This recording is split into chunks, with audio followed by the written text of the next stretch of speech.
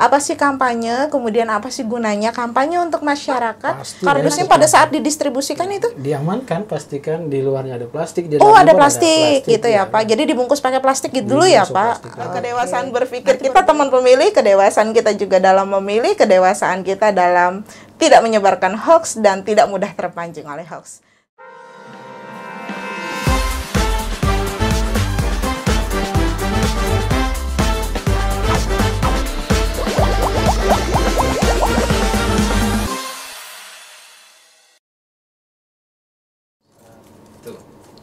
Hai, halo teman pemilih di mana saja kalian berada. Selamat bertemu di podcast KPU Kabupaten Pulang Pisau.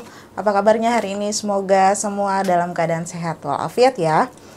Hari ini kita akan ngobrol tentang pemilu yang sudah berjalan di Kabupaten Pulang Pisau, dan hari ini yang akan menjadi narasumber kita, bintang tamu di podcast kita adalah seseorang yang sangat istimewa sekali di KPU Kabupaten Pulang Pisau. Hadir bersama kita Ketua KPU Kabupaten Pulang Pisau.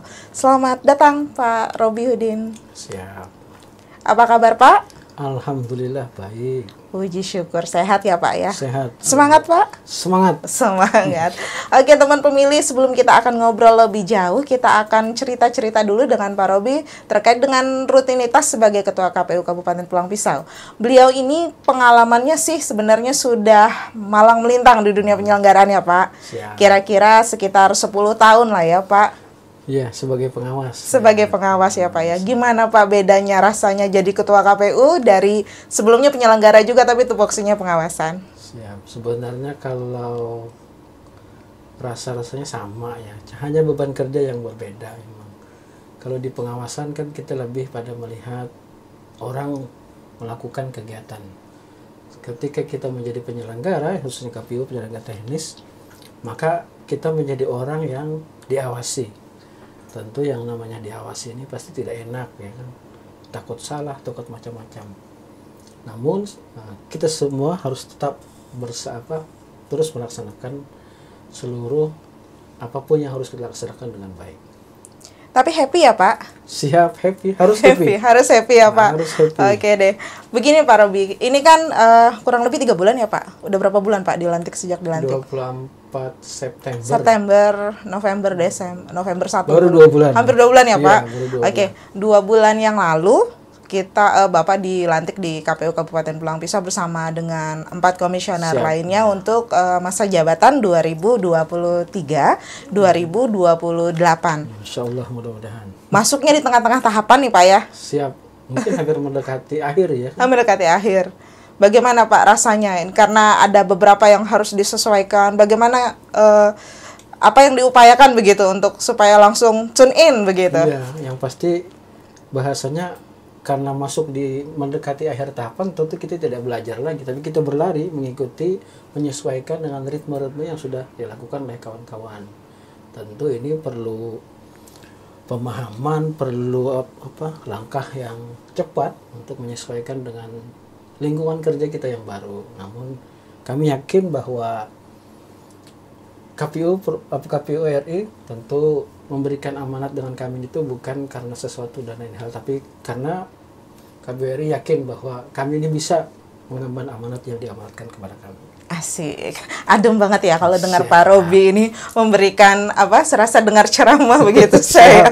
Oke Pak Robi, sambil kita ngobrol ria ke depan tentang kepemiluan, Pak Robi boleh dong kenalkan dulu komisioner-komisioner di KPU Kabupaten Pulang Pisau beserta dengan sedikit tupoksinya lah. Siap. Baik, yang pertama saya sendiri ya. Nama Robi Hudin. Kebetulan saya Ketua Divisi Keuangan Umum dan Logistik. Ya, sebagaimana nama divisinya berarti saya ini mengurusi keuangan dan terkait dengan logistik yang saat ini memang sudah memasuki tahap-tahap masa-masa repot-repotnya ya Pak. Iya, sudah mulai datang ya Pak logistik pemilu. Ada yang sedang apalagi yang logistik utamanya kan sedang dalam pemesanan ya, sudah dipesan dan mudah-mudahan bisa segera datang ke Kabupaten Pulang Pisau, itu surat suara. Kemudian yang kedua, ini saya langsung kenalan langsung ya, Pak. Aja Pak, sambil santai. Selanjutnya ada Bapak Royan Hanapi ya, beliau ini adalah anggota KPU lama yang periode 2013-2018, kemudian terpilih kembali Dan sekarang beliau mengampu atau ketua divisi Rendatin singkatannya, atau perencanaan data dan informasi. Yang merencanakan seluruh kegiatan dan data di lingkungan KPU Kabupaten Pulang Pisau. Kemudian yang selanjutnya ada Bapak Muhammad Zainur Rahman, sama seperti Pak Royan, beliau ini adalah incumbent atau petahana. Beliau masih setia di divisi hukum dan pengawasan internal. Rupanya beliau ini sangat cinta sekali Pak ya, cinta ya dengan dunia hukum dan pengawasan. Memang basic beliau ini kan sarjana hukum, sangat cocok memang di sana. Linear ya Pak. Ya. Kemudian selanjutnya ada anggota baru, ini Bapak Eko Susanto, mengampu atau ketua divisi teknis penyelenggaraan. Ini sangat intens komunikasi dengan parpol terkait dengan teknis penyelenggaraan yang sangat berkaitan langsung dengan partai politik di wilayah Kabupaten Pulang Pisau. Kemudian selanjutnya ada ibu, satu-satunya ibu yang ada di 5 komisioner kami ini. Yang paling cantik ya Pak. Yang paling cantik tentunya adalah Ibu Pivi Herlina. Beliau ini menjadi ketua divisi yang paling panjang divisinya di KPU Kabupaten Pulang Pisau, yaitu paling banyak ya. Paling banyak sejak awal ya Pak. Siap memang. Divisi Sosialisasi Pendidikan Pemilih, Partisipasi Masyarakat dan Sumber Daya Manusia. Jadi divisi yang paling panjang di KPU Kabupaten Pulang Pisau. Itu sekilas secara singkat personil atau profil seluruh anggota KPU Kabupaten Pulang Pisau periode 2023 sampai 2000. Mudah-mudahan bisa menyelesaikan tugas dengan baik sampai 2028. Amin. Amanah ya Pak, sampai 2028. Oke Pak, kita ngobrol-ngobrol selanjutnya. Kan tahapan ini sedang berjalan ya Pak. Baru-baru kita penetapan daftar calon tetap untuk DCT, pemilu di Kabupaten Pulang Pisau sendiri ya. Jadi pemilihan anggota Dewan Perwakilan Rakyat Daerah Kabupaten Pulang Pisau kita sudah tetapkan daftar calon tetapnya. Sekarang lagi tahapan apa nih Pak yang lagi berjalan? Saat ini memang kita sedang akan memasuki tahapan kampanye. Kampanye ini akan dilaksanakan pada tanggal 28 November sampai dengan 10 Februari 2024. Wah, menarik ini teman pemilih. Ini tentang kampanye. Barangkali bukan hal yang asing ya kalau kita dengar kampanye dalam pemilu atau kampanye dalam pilkada. Cerita dong Pak, sebenarnya kampanye ini apa sih? Kalau secara istilah dalam PKPU itu disebutkan bahwa kampanye ini adalah kegiatan peserta pemilu atau pihak lain yang ditunjuk oleh peserta pemilu untuk meyakinkan pemilih dengan menawarkan visi, misi, citra diri, dan program peserta pemilu. Bahasanya itu ya kayak menawarkan hal-hal yang menjadi andalan para peserta pemilu sehingga bisa meyakinkan pemilih untuk dapat mempercayakan aspirasi atau suaranya kepada parpol peserta pemilu tersebut. Jadi kayak promosi diri gitu ya Pak. Promosi diri, menawarkan visi dan misi. Memperkenalkan dirinya begitu ya Pak. Iya. Kemudian mungkin prestasinya, mungkin rekam jejaknya begitu ya. Hal-hal terbaik yang harusnya. Kita berharap memang dalam kampanye ini bukan kampanye negatif yang dimunculkan, namun kebaikan-kebaikan yang ada dimiliki oleh peserta pemilu tersebut. Sehingga bukan hal-hal negatif yang dimunculkan, namun hal-hal baik. Nah, silahkan masyarakat nanti yang akan memilih atau memberikan kepercayaan kepada partai ataupun calon tersebut. Oke, berarti ini selaras dong Pak kalau kita bicara tentang hal-hal yang positif nih teman pemilih. Artinya ini selaras dengan motonya KPU sendiri, tagline-nya KPU sendiri bahwa pemilu itu adalah sarana integrasi bangsa. Begitu ya Pak Ketua ya? Iya. Baik Pak, ini menarik sekali tentang kampanye. Kampanye ini kan biasanya yang kita dengarkan kayak yang Bapak jelaskan tadi tentang citra diri, kemudian tentang visi misi, kemudian sekarang di masyarakat ini andilnya apa sih Pak? Kalau di dalam kampanye ini masyarakat bisa apa? Kemudian masyarakat ini andilnya di mana begitu? Apakah turun menentukan atau tidak dalam suksesnya kepemiluan? Ya, sangat menentukan memang. Suara masyarakat itu sangat berharga karena sebagaimana yang di lagu jinglenya KPU itu adalah suara masyarakat menentukan masa depan bangsa. Oh iya, benar. Ya. Karena ya apa gunanya kampanye dilaksanakan kalau tidak ada suara kan? Oh iya, betul. Karena itu pemilih sangat penting dalam pesta demokrasi yang akan kita laksanakan tadi. Oh gitu. Jadi sebenarnya siapa saja teman pemilih ini boleh datang ya Pak Boleh. ke dalam kegiatan kampanye yang diadakan oleh peserta pemilu kita ya Pak. Ya memang harusnya ikut. Harusnya kan? ikut ya.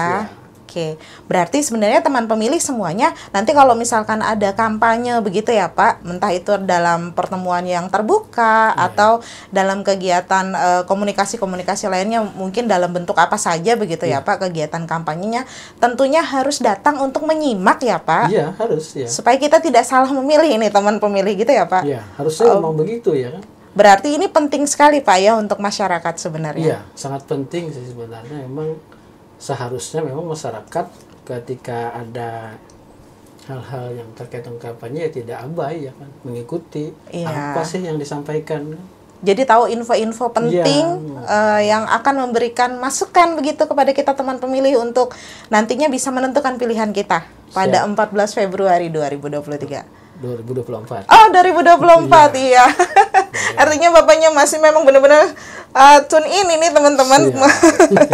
Saya diralat benar 14 Februari 2024. Nah, sekarang ini Bapak tentang kampanye nih kan kalau saya sebagai masyarakat awam itu saya membayangkannya kampanye itu adalah satu pertemuan yang ramai gitu Pak. Terus ada artisnya gitu.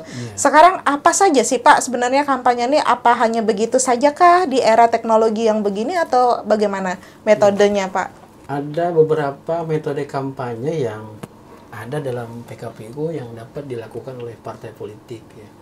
Di antaranya yang pertama adalah pertemuan terbatas. Pertemuan terbatas ini dilaksanakan dalam sebuah ruangan ya, idealnya namun menyesuaikan dengan kondisi di daerah masing-masing.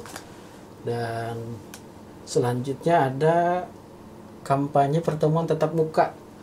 Itu biasanya sering dilakukan dengan oleh partai politik atau peserta pemilu atau calon presiden dan wakil presiden serta calon DPD itu dengan mendatangi langsung kepada pemilih. Jadi memang datang ke pasar-pasar. Belusukan bahasa kerennya Pak ya. Iya, terus Pak. Kemudian ada juga yang namanya kampanye penyebaran bahan kampanye ya. Apa itu? Bahan kampanye. Bahan kampanye itu banyak macamnya, ada diantaranya kayak berbentuk kayak muk ya. Yang dibagikan begitu ya Pak. Dibagikan kepada masyarakat. Ada muk, ada pakaian, ada kaos-kaos itu ya Pak. Ada tutup kepala, ada tempat makan, tempat minum ya kan, dan banyak lagi yang biasanya kreativitas partai itu kan banyak hal yang dapat dilakukan mereka. Kemudian selanjutnya ada pemasangan alat peraga kampanye. Betul. Sebagaimana yang kita lihat sering kan di jalan. Benar. Di mana-mana itu ada yang namanya spanduk, baliho ya kan.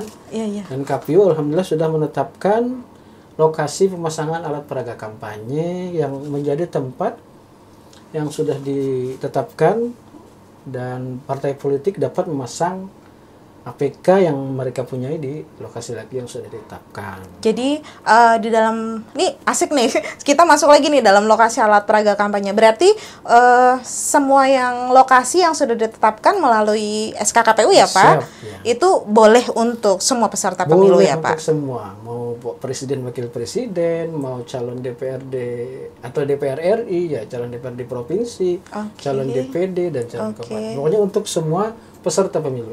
Asalkan harus di titik yang ditentukan. Di titik yang sudah ditentukan. Begitu teman pemilih. Jadi sebenarnya tidak asal pasang juga ya Pak? Iya. Oke. Pak, ini ngomong-ngomong nih dari kemarin-kemarin. Sebenarnya kapan sih kita boleh ya pasang-pasang alat peraga kampanye itu? Kalau menurut peraturan KPU-nya? Ya, sebagaimana di tahapan kan masa kampanye di 28 November sampai 10 Februari. Jadi memang idealnya para peserta pemilu memasang APK itu pada dapat dilaksanakan di 28 November sampai 10 Februari. Terus Pak, itu kalau yang kapan hari kan ya? Kalau saya jalan nih dari Pulang Pisau ke Palangkaraya atau Pulang Pisau ke Banjarmasin, di sepanjang jalan itu ada tuh Pak, misalnya namanya siapa gitu, terus memperkenalkan diri dari partai nomor urut berapa begitu. Apakah itu alat peraga kampanye, Pak? Termasuk atau bagaimana? Sepanjang apakah itu baliho ya atau spanduk ataupun pamflet ya kecil-kecil itu tidak ada ajakan atau memuat citra diri, visi dan misi, maka dalam bahasanya itu disebut dengan sosialisasi. Sah-sah saja dilaksanakan. Begitu. Jadi boleh. Boleh sepanjang tidak ada ajakan. Sepanjang tidak ada ajakan untuk ayo pilih saya begitu ya. Jadi APS lah bahasanya. Oke. Jadi itu beda ya, Pak. Beda, Nah, teman pemilih itu jadi ada dua hal nih. Ini pengetahuan baru buat kita, info yang sangat penting buat kita bahwa ada yang namanya alat peraga kampanye, ada yang namanya alat peraga sosialisasi. Begitu ya, Pak ya. Siap. Jadi bedanya selama dia tidak mengkampanyekan diri untuk memilih begitu ya Pak, memilih yang bersangkutan. Tidak ada ajakan begitu teman pemilih. Jadi banyak soalnya pernah juga Pak ada yang tanya ke kita, katanya belum masa kampanye, kok udah banyak banget begitu.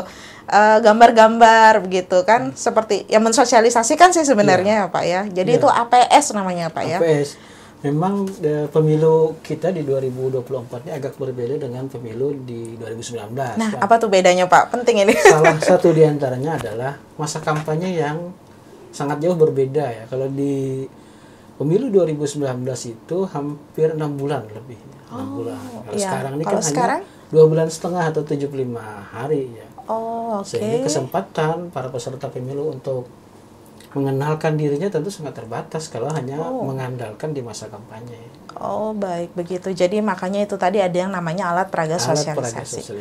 Pak, ngomong-ngomong, ini kan era digital gitu. Terus kita kan juga buat podcast begitu Pak ya untuk memberikan konfirmasi dan klarifikasi yang tentunya sebagai alat pengukur ya Pak untuk mengklarifikasi hoax juga. Pak, kalau di media digital ini boleh kampanye nggak? Diatur enggak? Ya, sebenarnya ada sih ketentuan yang mengatur tersebut, sebagaimana yang sudah kami sampaikan kepada partai politik bahwa partai politik dapat melaksanakan kampanye melalui media-media sosial yang dimiliki oleh partai politik. Namun, media sosial tersebut harus didaftarkan atau dilaporkan kepada KPU dan tembusannya kepada Bawaslu dan kepolisian. Itu. Jadi tidak serta-merta sembarang media sosial, namun media sosial yang sudah didaftarkan ke KPU Kabupaten Pisau, dan hari ini adalah hari terakhir penyampaian petugas kampanye dan pelaksana kampanye oleh seluruh partai politik peserta pemilu di wilayah Kabupaten Pisau. Nah, teman pemilih kita yang di zaman era modernisasi dan serba digital ini, berarti kalau kita nggak ikut, misalnya lagi berhalangan nih untuk datang ke kampanye yang rapat terbuka Pak ya, yang rame itu, yang ada artis-artisnya kadang-kadang begitu, berarti kita juga bisa akses melalui media sosial kita. Boleh, silakan diakses. Iya, berarti teman pemilih sudah banyak opsi untuk mengetahui visi dan misi, kemudian rekam jejak juga barangkali ya Pak, dari calon-calon yang nantinya akan kita pilih atau dari calon-calon yang hari ini menawarkan banyak visi dan misinya, kita bisa juga akses kampanyenya melalui media sosial begitu ya Pak ya. Namun yang perlu diingat bahwa ada khusus kawan-kawan ASN, itu dilarang untuk share, like, and comment. Silahkan melihat, tapi tidak like, tidak share, dan tidak komen. Jadi membaca saja, read only. Jadi hati-hati dengan jari ya Pak. Berarti begitu ya. Jadi untuk yang ASN, yang aparatur sipil negara, yang juga pegawai BUMN begitu ya. Jadi hati-hati, tidak boleh like, tidak boleh share. Apalagi membuat berita hoax ya Pak. Bahaya itu. Saking pronya, saking cintanya misalnya sama pasangan calon tertentu, kita juga harus bijaksana begitu ya Pak ya, bahwa pilihannya nanti tentunya kita pertimbangkan dengan akal sehat kita, informasinya kita filter ya Pak ya, bahkan nanti pilihannya cukup kita yang tahu ya Pak di bilik suara. Seperti hanya aku dan kamu begitu ya. Bapak. Sekarang begini Pak, tentang kampanye itu kan tadi cerita alur ya Pak, alur tentang kampanye. Apa sih Pak sebenarnya yang ada nggak sih ketentuan khusus yang boleh dan tidak boleh misalnya begitu Pak selama melaksanakan kampanye? Tentu ada ya larangan-larangan kampanye ya. Di antaranya adalah kampanye itu kan tidak diperkenankan dilaksanakan di tempat pendidikan, ya kan? Kemudian di tempat ibadah, gitu. serta fasilitas pemerintah, ya kan? Kemudian juga ada larangan-larangan para pelaksana atau tim kampanye untuk melibatkan, diantaranya adalah ASN tadi, kepala desa, aparatur pemerintah ya Pak, di setiap jenjang. Iya, karena kita harapkan agar seluruh aparatur pemerintah itu tetap netral. Ya benar tuh teman pemilih. Jadi harus netral begitu Pak ya. Jadi kita benar-benar mendukung mensukseskan pemilu ini juga dengan netralitas kita Pak ya. Siap, bagi kita yang ASN, bagi aparatur pemerintah di setiap tingkatan. Kemudian ada lagi Pak, apalagi itu? Khusus bagi teman ASN ya kan. Mungkin diperkenankan hadir dalam kampanye rapat umum. Oh boleh. Asalkan kalau kampanye terbatas jangan. Oh kampanye terbatas jangan ya Pak. Kalau rapat umum karena terbuka? Terbuka ya silakan. Oh gitu. Apalagi biasanya ada artis kan agak asik juga Pak ya. Sambil tahu visi misi sambil hiburan gitu. Yang penting tidak di jam kerja itu aja. Oke, nah itu ya benar banget. Jadi berarti kantornya pindah ke tempat itu. Iya benar Pak. Jadi sebenarnya ya fase-fase kampanye ini menjadi menjadi kondisi yang krusial ya Pak. Iya sih. Betul-betul krusial, baik itu bagi peserta pemilunya, dan juga bagi kita begitu, pemilihnya begitu Pak ya. Nah itu teman pemilih, jadi sebenarnya kampanye ini memang sudah diatur begitu Pak ya dalam PKPU. Kita mendengar tadi penjelasan Pak Robihudin bahwa memang kampanyenya itu ada aturan-aturan yang boleh dan tidak boleh gitu Pak ya. Kalau kayak di kampus-kampus begitu bolehkah ya Pak ya? Katanya sekarang saya dengar berita di televisi. Kalau kampanye yang di kampus itu sih sebenarnya tidak secara gamblang kampanye sih. Atau bersyarat itu Pak? Ya, itu kampanye bersyarat. Di antaranya memang itu adalah pihak kampus yang menginisiasi kegiatan dialog sih sebenarnya, bukan kampanye ya. Sering yang kita lihat di TV itu adalah pihak kampus mengundang calon. Kemudian dalam pertemuan tersebut tidak ada yang namanya penyebaran bahan kampanye dan lain-lain. Berarti pasang APK di lokasi itu juga nggak boleh ya Pak? Boleh ya kan? Oh ya, oke. Hanya dialog, penyampaian program kerja lah bahasanya bagi si calon. Oh ya betul. Jadi teman-teman mahasiswa atau teman-teman yang SMA begitu Pak ya, yang usia SMA pemilih. Tidak ya? Hanya kampus ya Pak? Kampus. Oh jadi ya oke. Di tempat di kampus itu terbatas ya, hanya kampus ya. Peserta dialognya itu adalah orang kampus. Orang kampus begitu Pak ya, tanpa harus tidak boleh menyebarkan alat kampanye. Berarti berdialog saja. Oh oke. Berarti sekarang boleh tapi ada ketentuannya begitu Pak ya. Boleh terbatas. Boleh terbatas. Ya berarti harus diizinkan ya Pak oleh pihak pengelola kampusnya. Harus memberikan kesempatan yang sama kepada seluruh. Nah ya benar ya. Ada yang diundang misalnya si A, si B dan si C harus diundang juga kan? Oh iya betul begitu. Atau juga si A diberi kesempatan, si B, si C, dan seterusnya itu harus juga diberi kesempatan yang sama. Oh iya. Oke Pak, ini ramai betul kita ngobrol-ngobrol. Sekarang saya mau tanya deh Pak, Bapak ini kan udah malang melintang nih di dunia penyelenggaraan kurang lebih 10 tahun. 10 tahun ya. Apa sih Pak sebenarnya tipsnya nih supaya kita itu bisa menjaga integritas kita sebenarnya sebagai penyelenggara, juga sebenarnya bagian dari masyarakat juga. Ya, yang pasti kan kita harus mengingat rambu-rambu hal-hal yang boleh dan tidak kita lakukan. Kemudian kita pastikan bahwa selain masyarakat, kita ini juga diawasi oleh Allah Subhanahu wa Ta'ala, Tuhan yang Maha Esa. Itu dia yang paling tidak bisa dielak itu Pak ya. Sumpah janjinya di depan Tuhan yang Maha Esa ya Pak. Iya benar. Terus ada lagi Pak tips lainnya. Bapak soalnya awet betul ini, karena kalau melihat ini bisa menjadi teladan, cinta banget sama dunia penyelenggaraan. Yang pasti kita berniat saja, sepanjang apa yang bisa kita laksanakan, kita laksanakan. Kita baktikan untuk negara lah kan. apa yang bisa kita berikan untuk negara.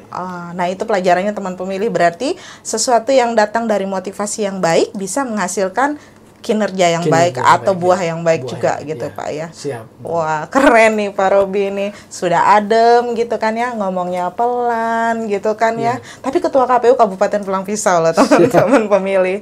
Oke Pak tolong berikan tips untuk teman-teman pemilih, bagaimana sih sebenarnya menjadi seorang pemilih yang cerdas di tengah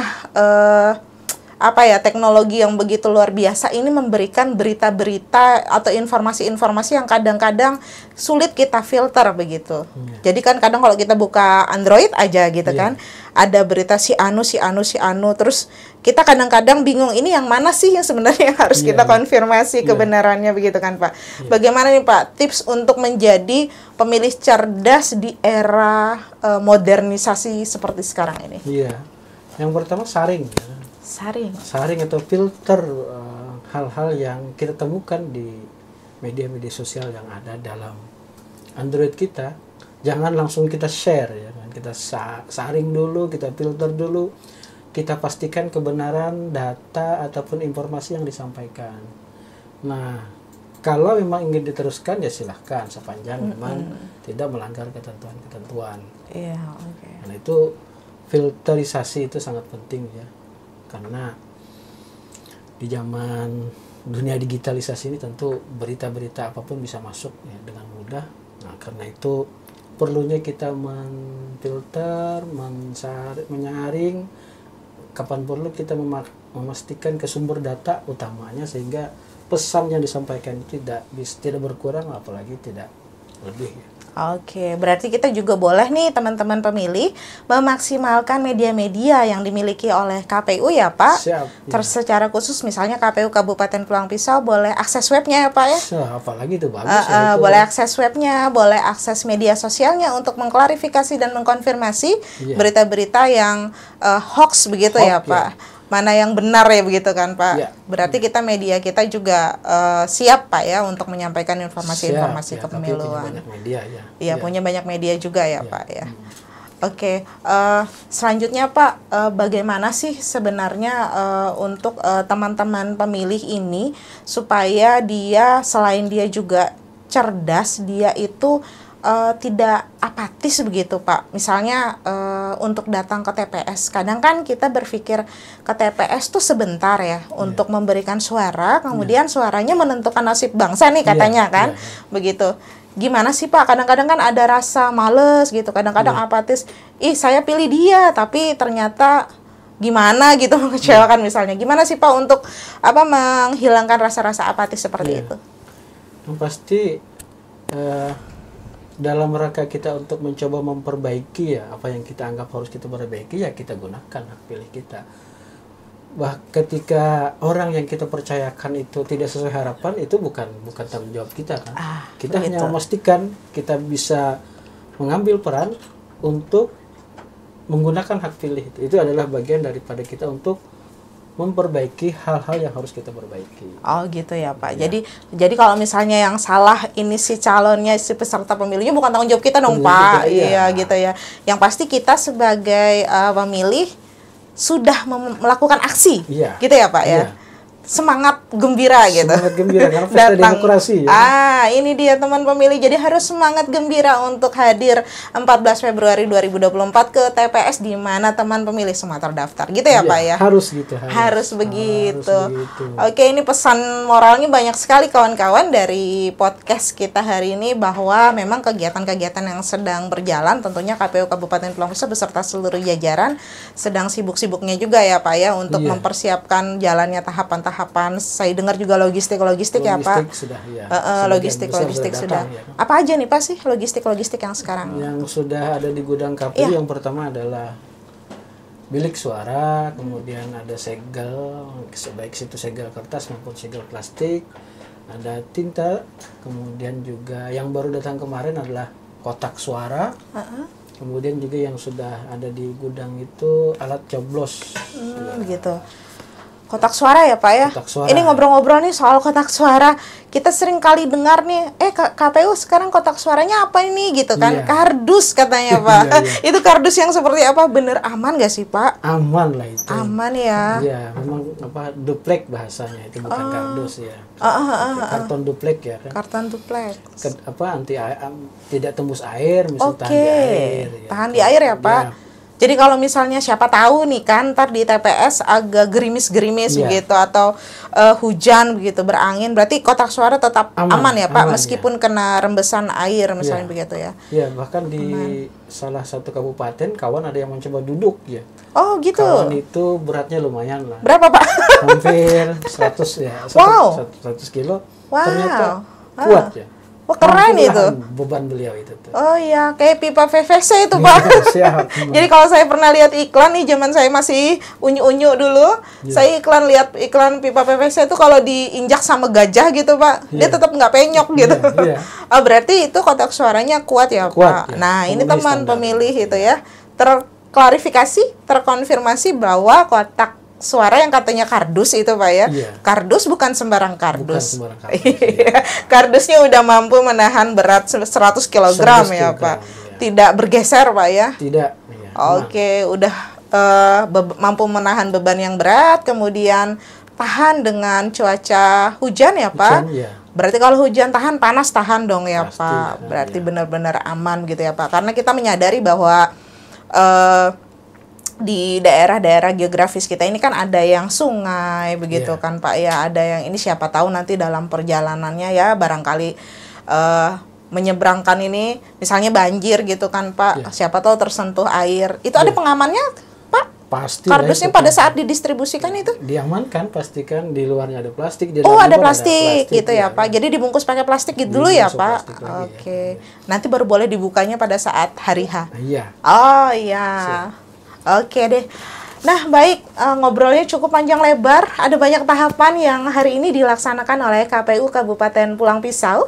Di Pulang Pisau mulai dari sudah penetapan DCT, kemudian Pak Ketua bilang sudah juga penetapan lokasi alat peraga kampanye, begitu Pak ya. Iya. Terus kita juga sudah ngobrol-ngobrol tentang apa sih kampanye, kemudian apa sih gunanya kampanye untuk masyarakat, dan masyarakat penting sekali menggunakan momen kampanye ini untuk mendapatkan informasi-informasi yang meyakinkan hati nurani gitu Pak ya, untuk yakin memilih di 14 Februari 2024. Oke para Bihudin, ini menarik sekali. Mudah-mudahan nanti di kesempatan lainnya kita bisa ngobrol lebih panjang, Siap. lebih dalam lagi tentang informasi-informasi kepemiluan terkhusus di KPU Kabupaten Pulang Pisau. Siap. Terima kasih untuk waktunya para Bihudin, sehat selalu, Amin. semangat terus. Harus ya. Warna rambut Pak bagaimana?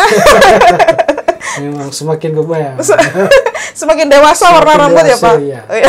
Oke, warna rambut semakin dewasa, it's okay. Yang penting kedewasaan berpikir kita teman pemilih, kedewasaan kita juga dalam memilih, kedewasaan kita dalam tidak menyebarkan hoax dan tidak mudah terpancing oleh hoax.